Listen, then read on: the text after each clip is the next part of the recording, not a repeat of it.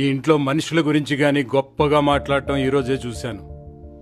దీనికి కారణం నువ్వే అని నాకు తెలిసింది. వాళ్ళకి సాయం నువ్వు చేసి మా పేరెందుకు చెప్పావు? వాళ్ళు మీ మనుషులు సార్. మిమ్మల్ని మీ ఇంటిని నమ్ముకుని బతుకుతున్నారు.